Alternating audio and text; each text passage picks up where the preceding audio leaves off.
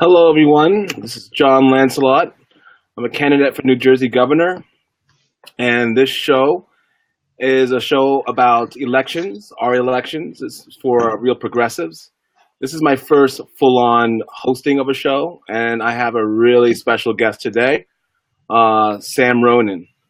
And we decided that we wanted to speak about the initiatives that he has for us today. Sam. What's up? How's it going, everybody? Yeah, Sam. So, we've been speaking, and you have an announcement to make on the next steps for progressives to take on the establishment. Both parties, progressives, real people in the United States. And what do you have for us? So I've been alluding to saying that I wanted to build a coalition and a network. I wanted to support and serve the American people, and I wanted to give us all a voice. The 99%, a true platform and a true mechanism to really get involved in politics, educate ourselves on how to get on the ballots, and then have our own working volunteer lists and contact lists to run effective campaigns, because what's the biggest problem? I mean, you're running for governor right now, right? But you don't have a network all across the state, and it's going to take time to build it. But wouldn't it be so much more convenient if you could tap into this product, this app, if you will, and with a click of a button on your cell phone, be like, you know what? This is everything I need to run for a governor. And that's exactly what I'm doing. My announcement, ladies and gentlemen, is on 3/20, March 20th, we are going to go live with the Ronan Warriors PAC. It's going to be the fundraising mechanism that will allow us to build, refine, and hone the application called Our Voice. And what this application is a database that compiles all of this information: how to run for office, volunteer efforts, how to contact unions and internships at universities, news media outreaches, to get a hold of your local band so that you can start up concerts in your local area. And it's going to be broken down to the lowest level, the county level.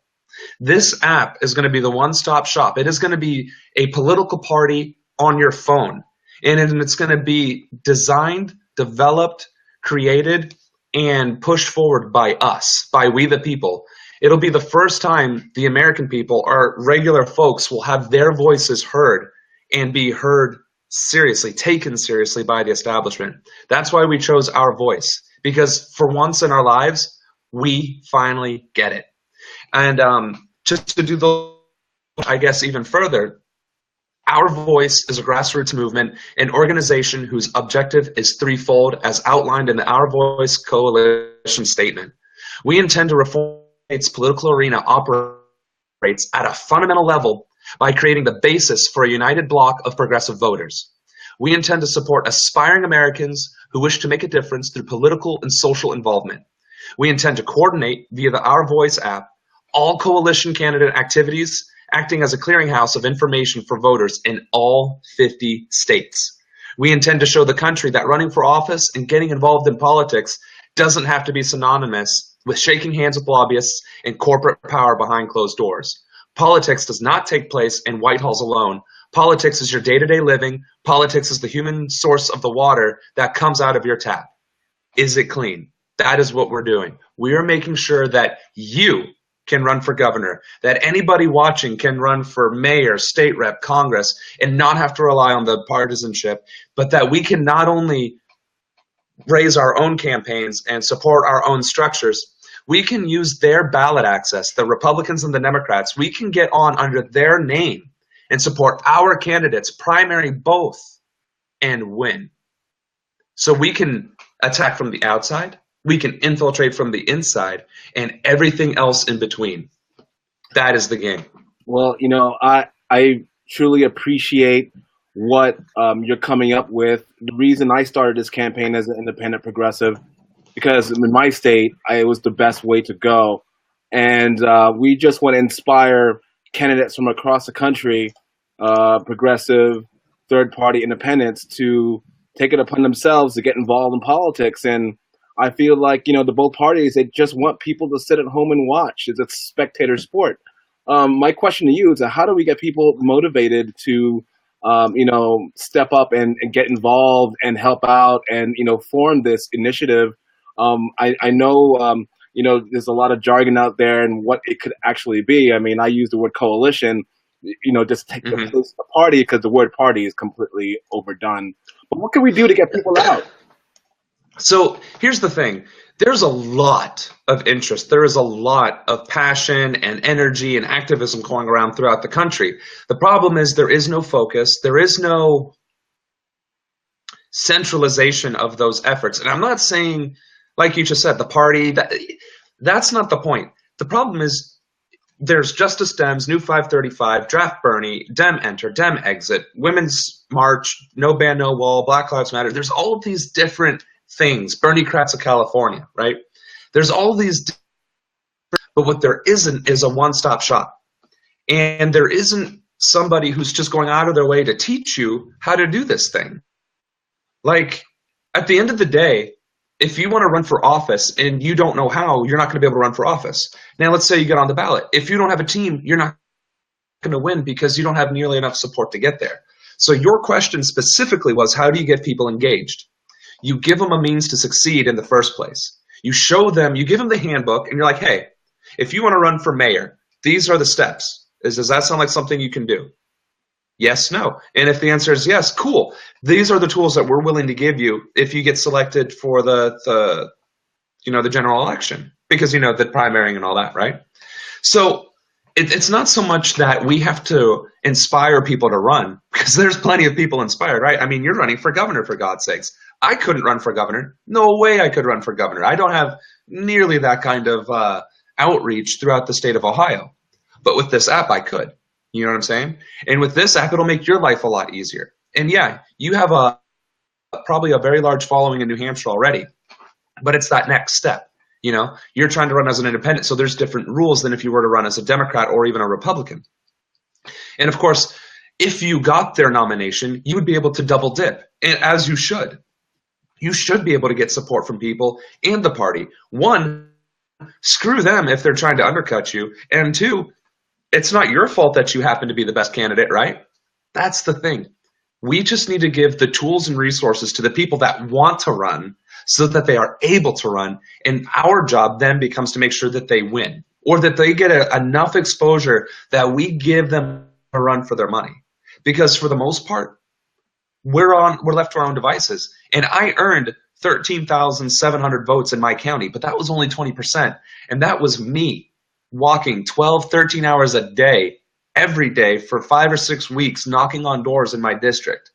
You know what I mean? I knocked, I think, on 20,000 doors, and I still earned around 13,000. So a 2/3 turnover. Like, that's not bad. Now imagine if I had 20 people helping me. You could be talking to State Representative Samuel Ronan instead of former DNC chair candidate or all this other stuff. Right. And, as we've talked about, that technology serves a very important role in politics today. And the one I'm running, the campaign I'm running, what I did is that I started out very small. I made sure my campaign was legit with the government, and they know I'm a legal candidate. And I started talking to my friends and family about it, and I just expanded that way. And I wanted to, sort of see where I can go on a, shoestring budget. And now it's sort of amping up. But I just want to ask you, what is the role of, technology in this whole thing? Oh, so here's the thing, right? We are the future of the world, right? Millennials, the young people, the technology generation, right? And what we have failed to do as a society is truly embrace the potential that technology possesses. What we have is the entirety of the internet. We have the FEC. We have the Board of Elections of your county. We have the Secretary of State's website for your state. We have online news media. We have the Young Turks. We have the Humanist Report. We have Real Progressives. We got all these other things, right? And most of the major news networks, they have, they're online too. The ABC, Fox, NBC, all this, right? What we don't have is a means to reach out to them completely, easily, all at once. The second thing we don't have, second thing, right? Two fingers. The second thing we don't have is a list, a working list of volunteers in our area. Because there's Planned Parenthood, there's the Women's March, Black Lives Matter, there's No Ban, No Wall, there's the Green Party, there's all these other organizations with their own lists. So say in any given county, there's at least 20 organizations. And each of those 20 organizations has, say, maybe 100 people. There might be a 10% turnover between all of those lists. But that's still over, let's see, 20 times 100. That's over, I think my math is wrong, but it's 2,000. So that's over 2,000 people. With a 10% turnover, maybe like 1,900. 1,900 people could be using the same list. Those organizations could tap those same 1,900 people over and over again in the county level alone. We simply haven't built the tool yet. We haven't built the resource. Nobody either thought of it or nobody thought it was feasible, or maybe it is very difficult. I mean, this is day 1 of week 3, and we're slowly getting the infrastructure out. But technology is absolutely the future. And, talking about the intricacies of this plan, maybe the 72 viewers plus however many see this are going to go out and steal it. But you know what? No need to steal it. Help us build it. We'll give it to you. That's the whole point. I want to build this thing, and then I want to make it free and available to everybody.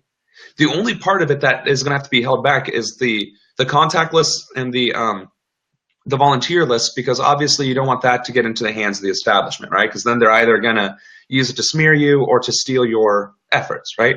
So there'll be a very, very minimal payment policy where you have a little bit of skin in the game, and it's so we have a user, what do you call those things? The things that everybody always ignores, right? Like the spreadsheet. The terms and conditions. We gotta have a terms and conditions. $7, $17, $27 a month, right? Whatever. And then you have you have this list. Your entire county is activist organization.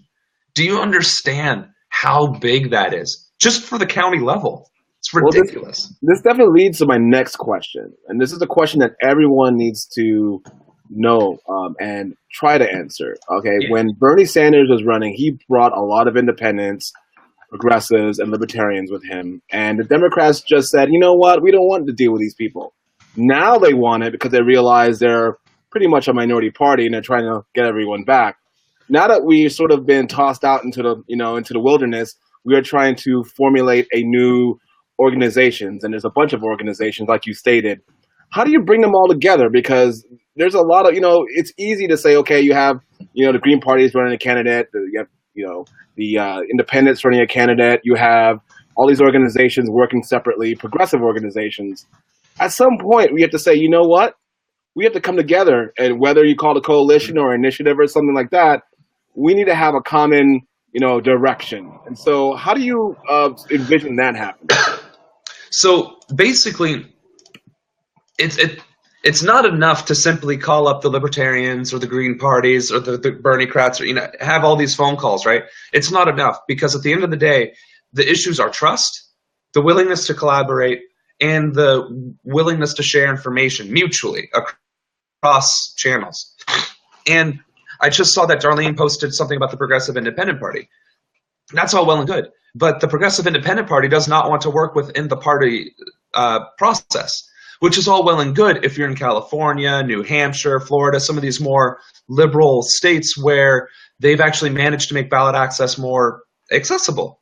But if you go to Ohio or some of these southern states like Arkansas, Alabama, Mississippi, you don't have the same kinds of ballot access that you do in California, Florida, and New York. That's the problem. So although there are coalitions and there are programs out there that are trying to do exactly or more or less what I'm trying to do, it's not encompassing enough because it only works in specific regions, which is cool. By all means, do it. Seriously, do it. Progressive Independent Party, you guys rock. You guys are building a coalition. You guys are bringing a meeting of the minds in Washington or someplace in June. Erico Bloss, I have nothing but mad respect and love for what you have done.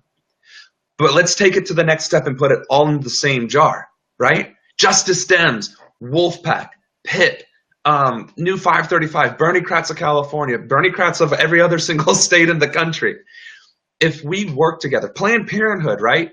They're being eviscerated by the national organization, like the National Congress, right? They're being attacked deliberately.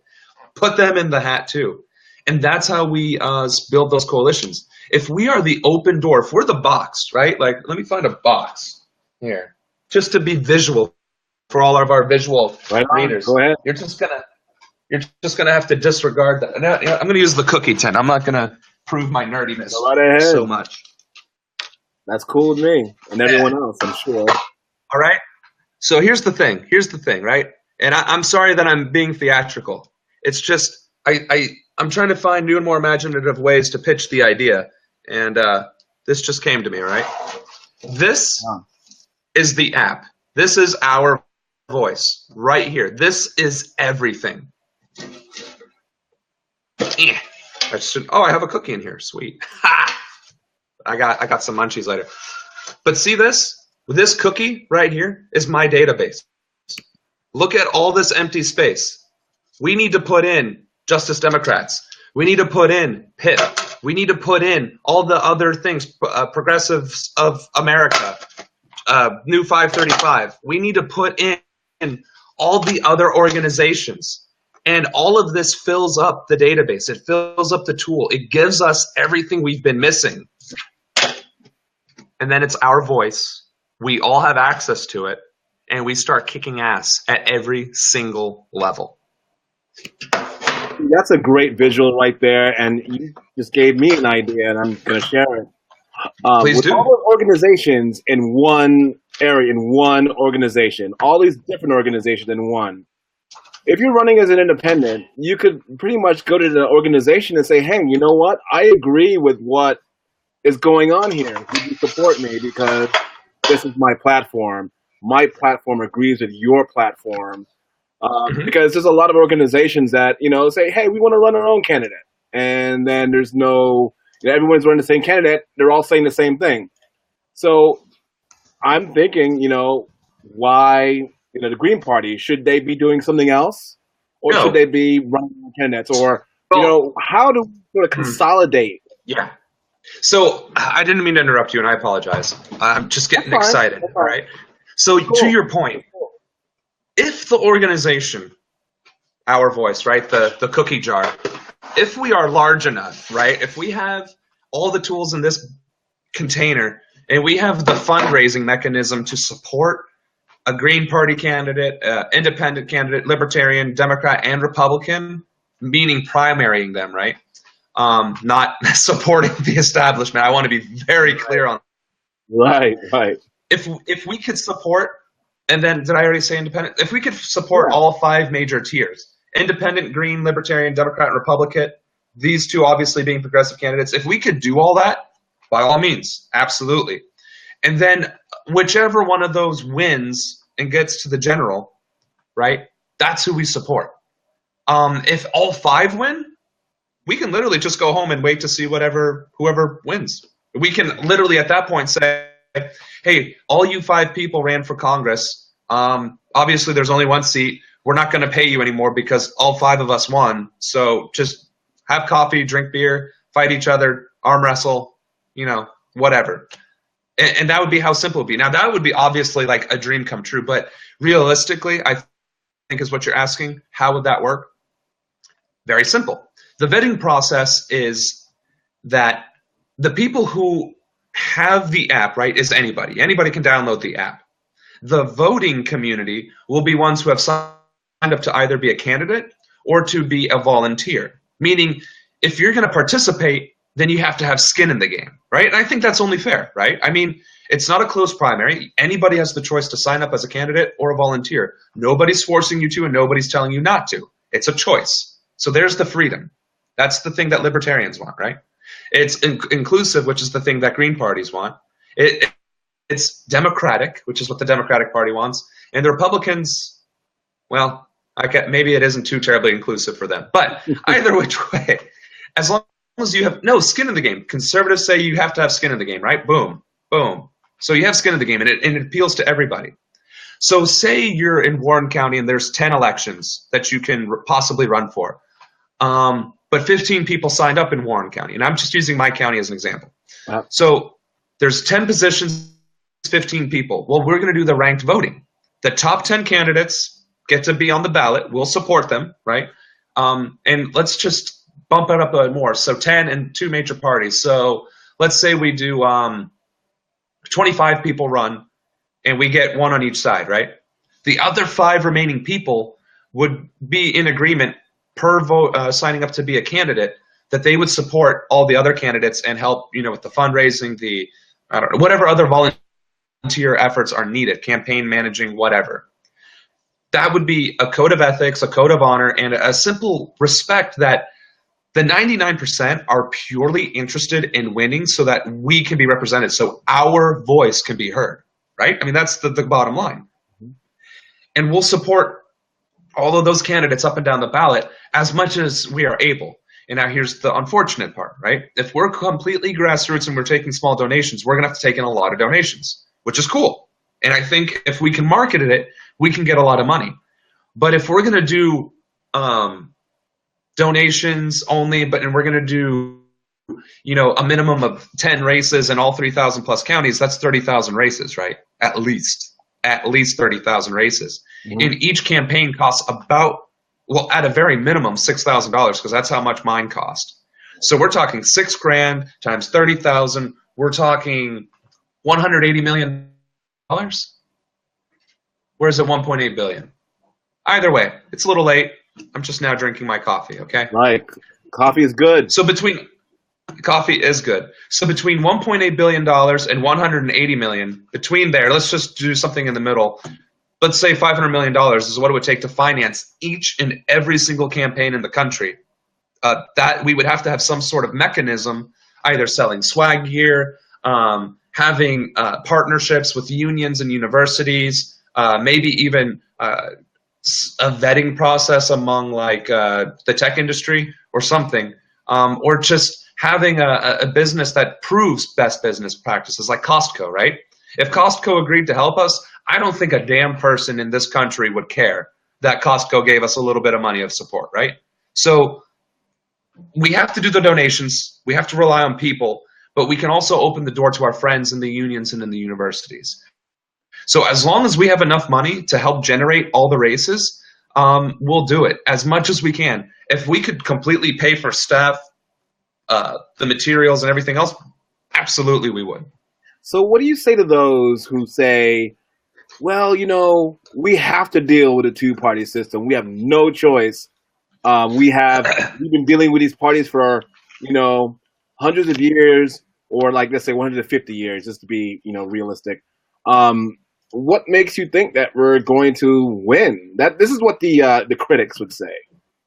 So the two-party system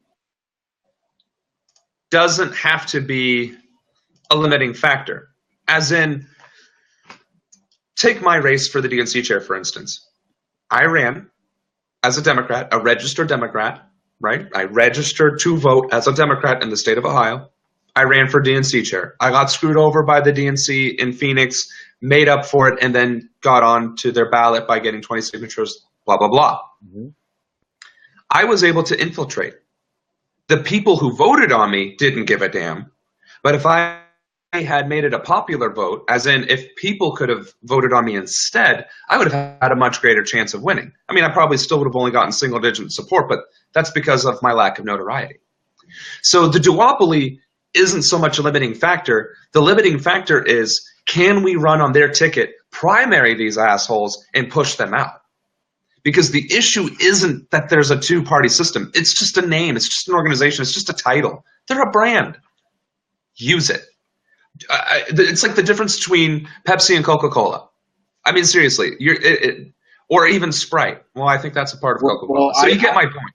I know that there are people out there who, I talk to people all the time. They don't like either. Right. Doesn't matter whether you're conservative or liberal. And they're like, I don't want to deal with those parties. Enough of that. Okay, so to those people, if it's a viable option in your state to run an effective campaign as an independent, Green Party, or Libertarian, do it. I support you. But we can't limit ourselves in just attacking from the outside. We have to attack from the inside. We have to attack from the left, the right, the center, the back. We have to attack from all angles. Things like real progressives is an angle to attack them. Things like the Young Turks is an angle to attack them. Boycotting their businesses is a way to attack them. Running our campaigns is a way to attack them. Running as a progressive Democrat on a ticket with only one other person that's establishment is a way to fight. Running as a Green Party candidate is a way to fight. We don't need to stop. As an organization, though, our voice, we would be limited, I would imagine, on how much money and support we can actually give to these candidates. And the other thing is, we don't have to saturate the races. If we put all of our eggs in one basket, which I know the phrase is usually don't do that, but if we did, and we supported our primary candidate and didn't try and siphon votes away from that candidate, whether they ran as independent, Green, Libertarian, Democrat, or Republican, as the case may be, if we just, as a collective, 99% of the population supported that one person, we would win by a landslide because we are the 99%. And that's the point. You don't have to like the partisanship. You don't have to like the party. Screw the party. You do have to get involved. You do have to vote, and you do have to support the person that is fighting for you. If they happen to be running as a Democrat or happen to be running as a Republican, but you know who they are because of our voice telling them, right? Remember, our voice is telling you that our guy represents this box. Support them and we win. It doesn't matter how they run. It's just running as an independent isn't viable everywhere. Running as a Green Party isn't viable everywhere. And that's the unfortunate truth. And I'm not going to shy away from it. And I will argue again and again, where the duopoly is entrenched, we have to fight with their tools. But that doesn't mean we can't use it against them. And that doesn't mean we can't overcome. Yeah, and what you're saying, it makes a lot of sense because we're dealing with different areas, with different dynamics. So we could base our strategy on these dynamics and not be stuck to just one or two strategies. You know, right. Just like in sport, you have a playbook and you use the playbook accordingly. Right. My question to you is because you actually have been through the whole Democratic Party and in that whole process. And how did you feel when you were dealing, up there speaking with the candidates for DNC chair? What was your observations and being inside and working from the inside? And, what would you tell somebody who's trying to work that strategy right now? So if you're going to work that strategy, right, if you're going to try and infiltrate the party, you're either going to have to play the game, you're going to have to earn their respect as an outsider, or you're going to have a huge network supporting you. Now, obviously, the first option means you're sacrificing your integrity.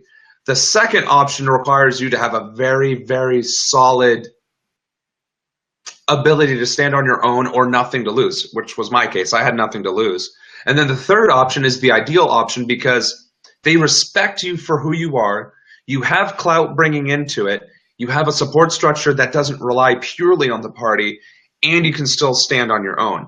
If you're going to infiltrate the party and you're going to sacrifice part of your integrity, I think you're going to end up losing because you'll have to sacrifice too much in order to win within the system. If you go in there blind with nothing to lose without a support structure, you're going to get what happened to me in the DNC chair race. I would recommend if you're going to infiltrate either party, Democrat or Republican, make sure you have a support structure. It doesn't even have to be our voice, but it does have to be something. You do have to have people that will have your back if you're going to attempt to infiltrate. That would be my advice. Well, that's viable.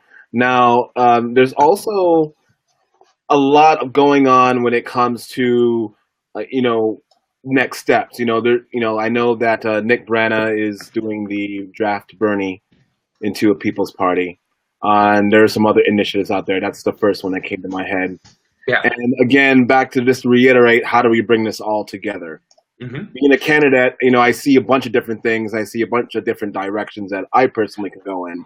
Right. But what the show is meant to do is bring candidates from all over the country onto the show to give them some visibility, and then we could actually speak to them and come up with a joint strategy because I'm all about cooperation. Right. And so here's the key thing. you're in a very unique position as a candidate because you're running for governor. You're not running for representative. You're not running for Congress. You're not running for mayor, right? You're running for an executive position, which I guess mayor would be one too, but over the entire state. If you ran for mayor, typically your culture, the society that you're going to be leading is pretty standard. I think 75% of the population would be on the same page, right? But as a governor, you're dealing with all the different cultures, all the different societies, all the different ideologies. So by default, you have to be more inclusive. You have to be more, not compromising, but you have to be inclusive, as in you have to be opening the door to have conversations. Definitely. So when you say things like draft Bernie, like that isn't a problem. It's just, is it viable? Is it the only solution? Who are they working with? Can we work with them? Can we bring them in? Our voice is the culmination of bringing everybody in together and having that conversation. This container, I should probably get rid of that cookie, and I'm trying to open it softly. This container has room for everybody. That's the thing. Technology is limitless. The only thing that you're limited by is your imagination and knowledge. So what has to happen among the progressive movement, among the 99%, among everybody who votes and gets active in politics is the willingness to come to the table, the willingness to listen to each other, and the willingness to step away from your own project enough to see that, oh, there could be a way to improve it by joining forces. Like this app has evolved maybe 30 times since I thought of it, right? Me, Samuel Ronan, came up with this app. It would be great if we had a list of ways to get on the ballot. And then other people are like, yeah, well, shouldn't you break it down by zip code? I'm like, okay, that's actually a pretty good idea, yeah. Well, what about adding activism to it? It's like, well, that's actually a pretty good idea too. And then you brought up earlier today, well, what about musicians? I mean, is there a way that we could incorporate like an entertainment and locality to it? Hell yeah, why not? There are no limitations to what this could possibly do because we're leading it. You're leading it. Absolutely. I'm leading it. We're doing this together. Absolutely. So to ask me, how do we bring people together? Give them a piece of the pie. When I said, if you want millennials to be at the table, give us a seat, I meant that.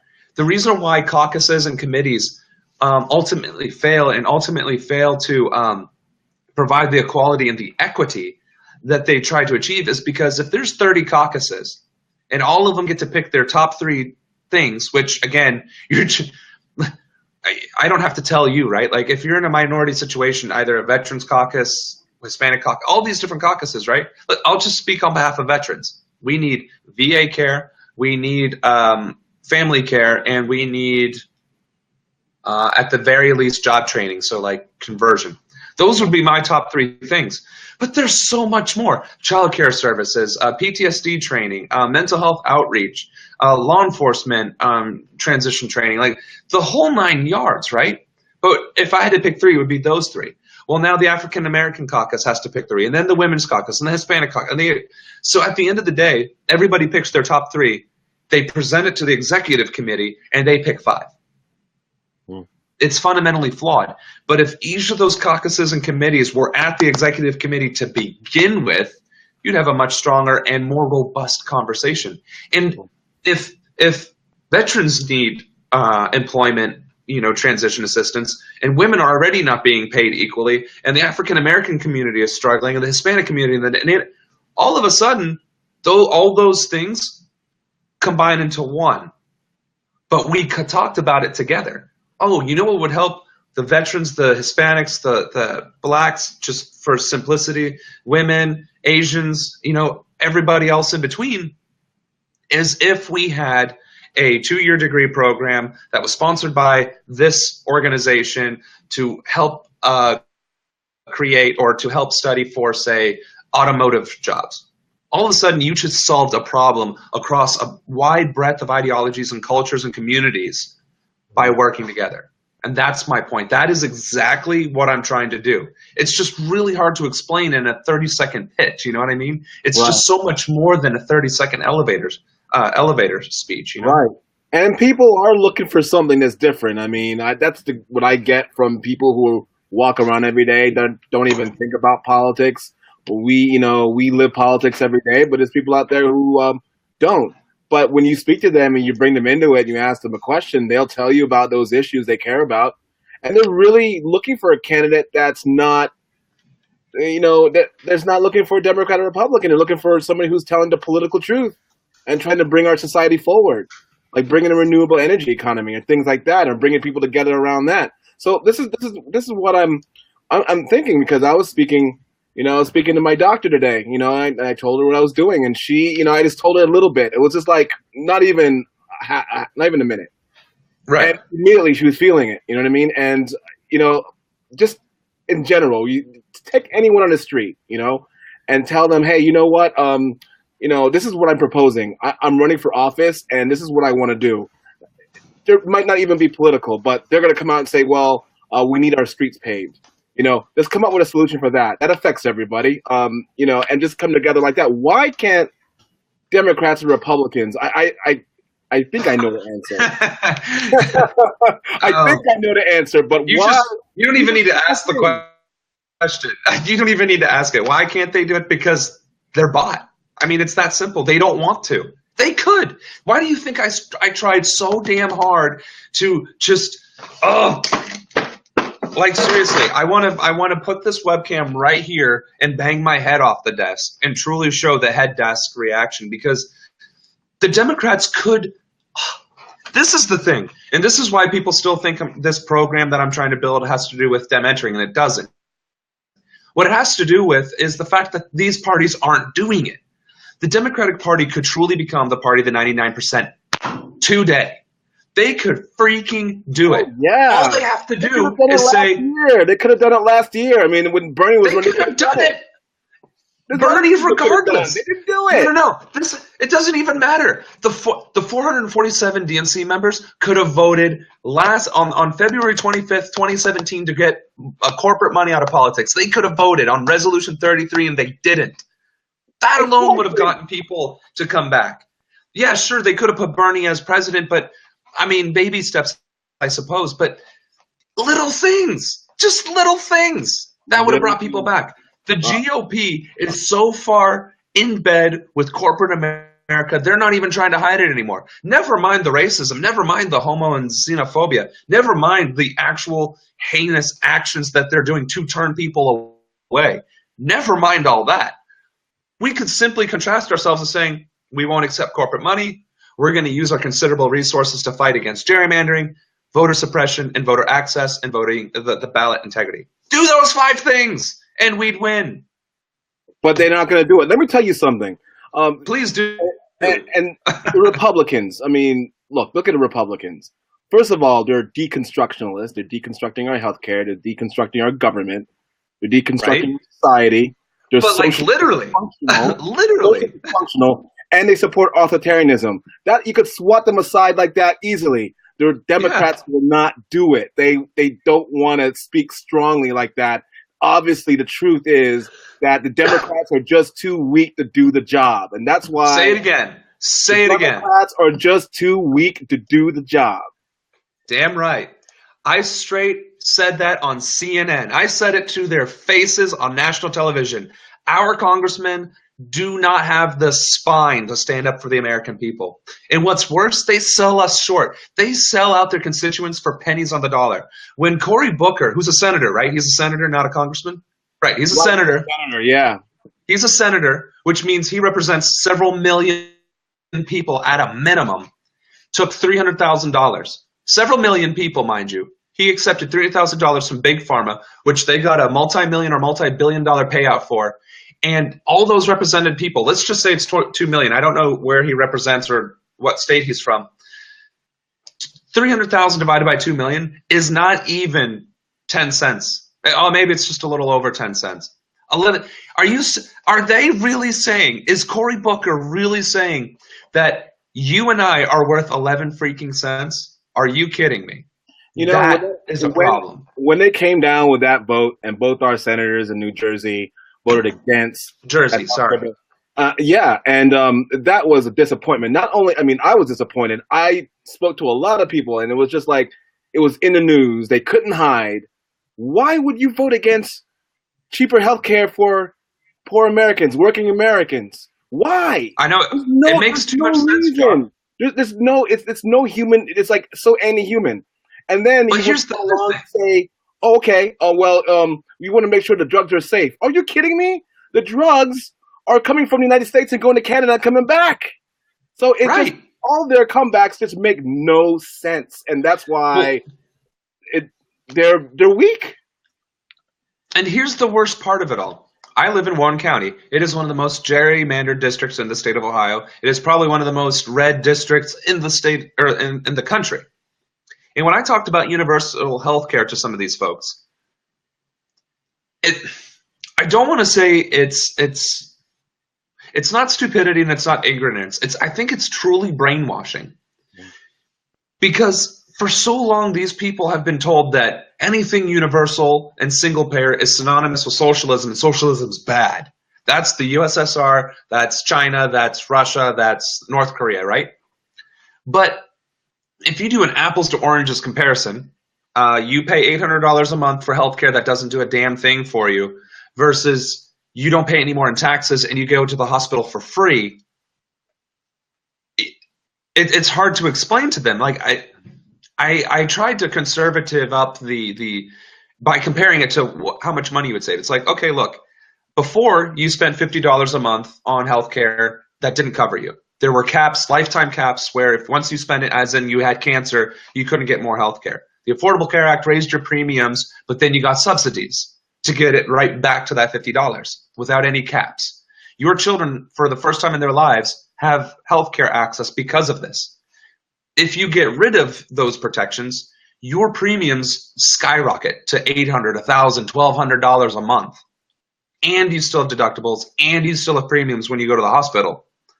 Or you can have universal health care, which is already paid for by your tax dollars. No additional costs, no additional concerns. You save $1,200 a month by switching to not having to pay a damn thing more. And that's the only way I can explain it to them. And even then, it doesn't sink in because of that brainwashing, because of that propaganda. So we have to truly reach out to our brothers and sisters on the conservative side. Well, yeah, we have to be able to explain to them that, both parties have been misleading us and the whole society on how economics actually works in America. And that the Congress actually is the one that controls the budget and actually could put the money out there for, they would put money out there for, and I'm a space kid, I'm a NASA kid. Awesome. And they just, Congress just appropriated money, billions of dollars to send someone to Mars. Fine. It looks pretty at first. But then when you start talking about a single-payer healthcare system for the American people domestically and modernizing the infrastructure, they always ask, where are you going to get the money? So, they're using the powers of Congress, right, for defense policy where, the Army is telling them, we don't need your tanks. We have enough tanks. Right? Enough. And they're trying to force more equipment on the military when they have more than enough. Yeah. And they're trying to send people to Mars, which it's cool that we could do that, but we need to build our country. We need to modernize our country. And we could do the same thing in Congress by appropriating trillions of dollars for these programs, single payer healthcare. We could do that, rebuild our roads and our highways like Eisenhower did, built up our intercontinental highway. The New Deal, FDR with the New Deal to get us out of the Depression. Yeah. And they want to say, where's the money? Well, the money could actually be made so we could put it out in the public because you have a lot of imports and we're sending our money abroad. And we need to infuse more money into the system. And we need elected officials that understand that and able to say, you know what? This is our budget. This is our fiscal budget. This is what we want to do. We want a single payer health care. This is what we're going to get. And we're not going to take anything else. Exactly. And there's so many different things, too, like you just said. And we keep seeing the modern monetary theory, MMT. We keep seeing that crop up on our screen. And that's not wrong either. The other thing is the way our economy currently operates, it doesn't operate under MMT, but it operates under this, the taxation funds, the federal budget mindset. So why not simply enforce the tax code that we have and eliminate loopholes? If we kept the proportional increase tax system that we have and literally got rid of every loophole except for your personal deduction, independent deduction, forgave student debt, and then maybe allowed the tax credit for housing and cars or something. Just the things that would help people, right? Just the normal stuff, right? We would generate over $400 billion more in taxes like that. Add to it the marijuana and hemp industry, which is America's #1 cash crop by far. That's $5 trillion of untapped economic potential that we don't have.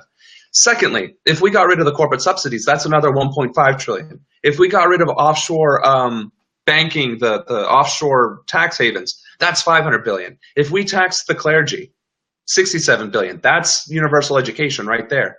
If we were able to, like the tax fraud, so like the falsified filings, that's $250 billion right there. There are so many things we could do that would simplify our tax code and our budget, that would just generate a ludicrous amount of tax revenue. The way it currently operates, I know people are still spamming the MMT. I'm just saying the way things currently are, we are still doing it wrong. But the thing is, and it makes no sense. But I see MMT for NASA. I see MMT for defense spending. I see MMT. They would say, "Oh, we don't have the money for that," and then go behind our backs. We don't even have a space craft right now. Right. We have all the money in the world for buying tanks we don't need and stealth destroyer battleships and the Death Star, but we can't, keep our 1 in 5 children from living on the streets. We can't keep our 200,000, 300,000 veterans off the streets. We can't end homelessness. We can't end poverty and hunger. We can't give rehabilitation programs in our prison system. We can't legalize marijuana and empty our prisons from making addiction a legal problem instead of a health issue. We can't do any of these things. But yeah, let's buy some more weapon systems. And even in the case of NASA, they have like a $40 billion budget, if that. I think they're barely at. Where's that money coming from? And hey, look, I'm a NASA kid, so I'm not one of those people that say, "Oh, we don't need it." But where's that money coming from? It just doesn't make any sense. That's where we can make the argument because, if you take MMT and turn it into a modern monetary method where elected officials will say, "You know what? I'm putting this budget in the bill because we need universal health care. We need to build our infrastructure." And just like you could, just take billions of dollars and give to NASA, then we would have a fair system. But so far, they look like they want to just, tell us that, hey, you guys go kick rocks, and then we'll go give money to some project, which is not going to make a hill of beans if the children are not educated, if our schools are falling apart, our education standards are not going well. Who are you going to send into space then? If you're not educated in the future. And the second thing is, space is the future. I would happily spend the entirety of the defense budget purely on getting to Mars and getting into space and improving our transportation capabilities. I would absolutely do that because I'm a sci-fi nerd, okay? Guys, I know I was on CNN and I attacked the DNC, but I'm a nerd. John's a nerd. Nerds rule. Okay, we're the future. We're all nerds. But I know what you're saying. Like, if we can fund a trip to Mars, then why can't we afford everything else? And the thing is, because it's not sexy. It's not sexy to talk about feeding the homeless, getting child poverty laws fixed, ending the corruption and the abuse of veterans in the VA system or their homelessness. It's not sexy because it's sad. I mean, do you really want to see a poor, starving child on the streets of New York or Chicago or some other major city? No. So we just ignore it. We're like, nope, not going to talk about it. Yeah, you know who does that? Our elected officials do that because there's a lot of countries that really want to. That's why we need to kick them out. That is exactly why we need to kick them out. And this is where I get to pitch again. This is the way we do it. The app, our voice, the box, right? I don't want to. Here we go. The box where we put all of our information, all of our tools, and all of our resources in. This is how we win. I'm telling you, if these asshats in Congress can get elected by selling their souls to the highest bidder, not even for much money, $20,000 is apparently enough for some of these assholes to put in different requirements for paying out big pharma and the oil industry. If we can fund and sponsor our own candidates and back them 110%, because here's the thing, as it stands right now, 42% of the electorate is independent, not registered to a single party. But I like to use this description instead. You add the independent numbers to the Democratic Party, and that's how many people aren't Republicans. You take the independent block, add it to the Republican Party, that's how many people aren't Democrats. You average it out, 75% of the population does not affiliate with the major parties. Right? As a whole, 75% of people just want something else. That's our electorate. That's who we need to have. That's who we need to have. I saw somebody who wrote, basically, I'm glad they brought it up. In some places, they made it illegal to feed the homeless publicly.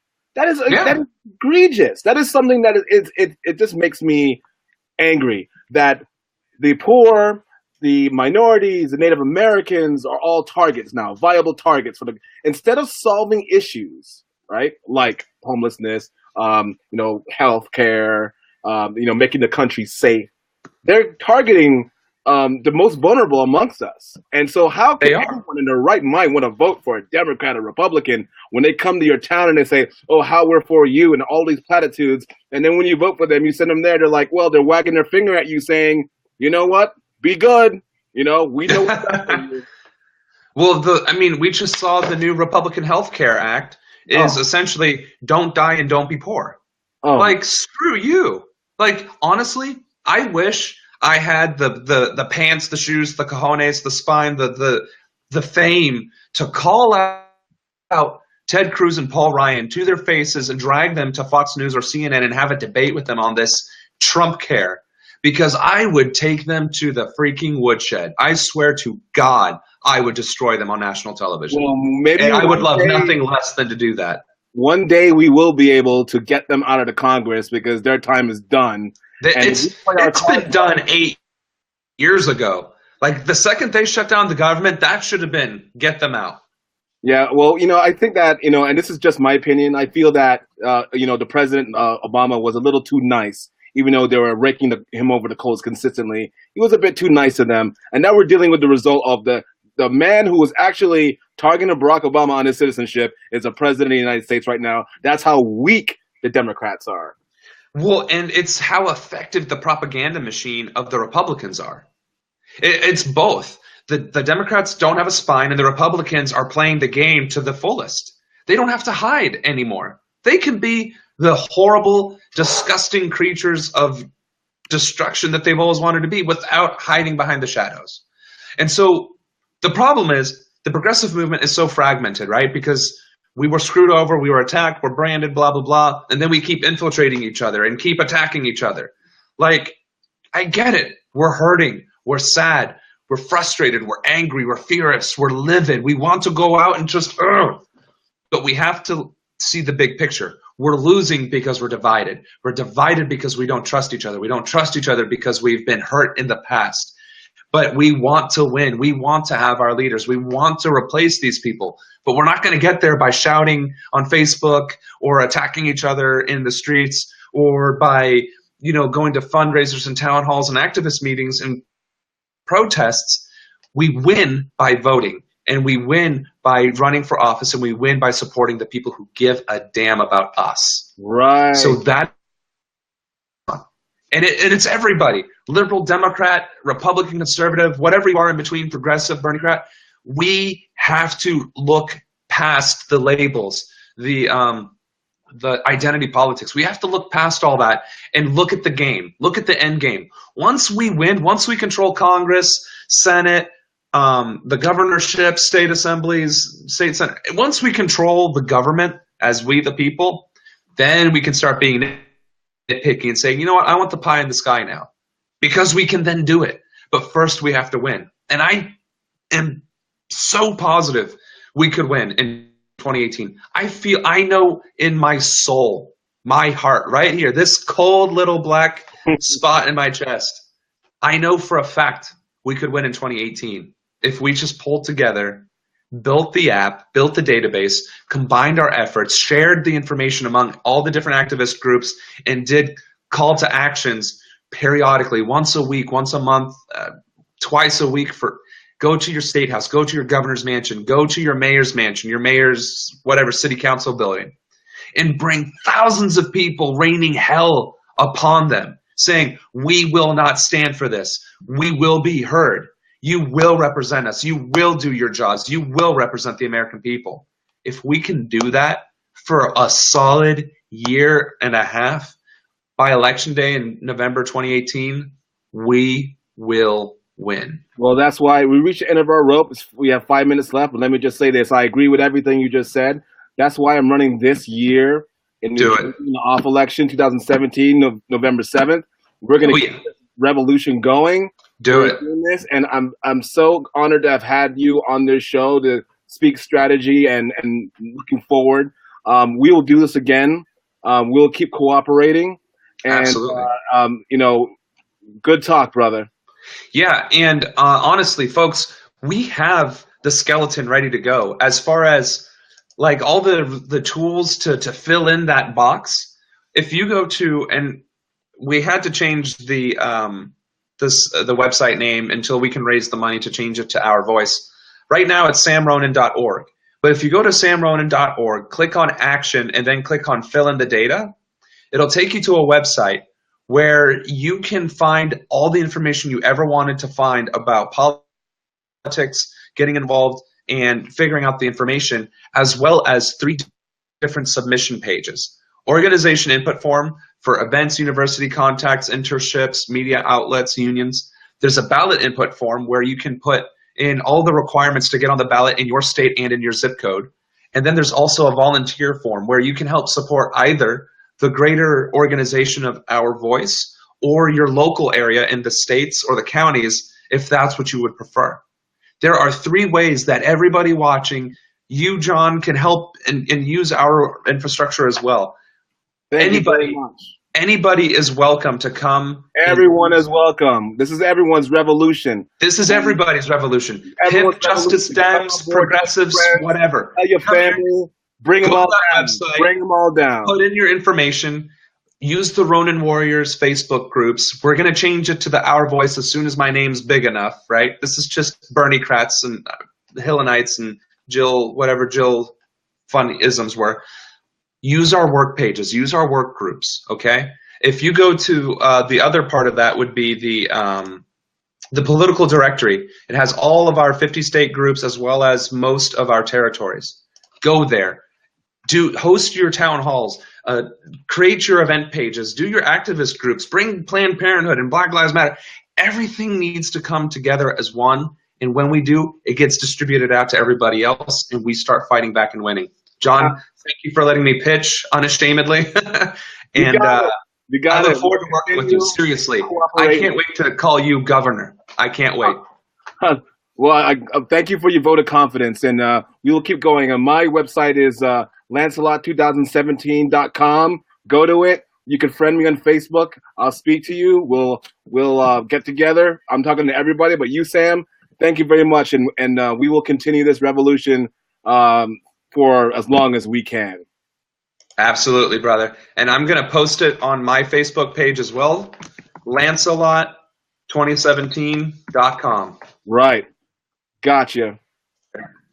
All right. Take care, my man. Take care. Thanks, everybody. All right. So this is the end of the rope for tonight. And we're going to be back next week, Monday at 9. And thanks for everyone for watching. I really appreciate everyone that's involved. We're going to keep on going, and any ideas would be great. I'm going to continue to run my campaign here. And hopefully Sam and I will be on the show again, because I definitely want him back. And see you later. Toodaloo.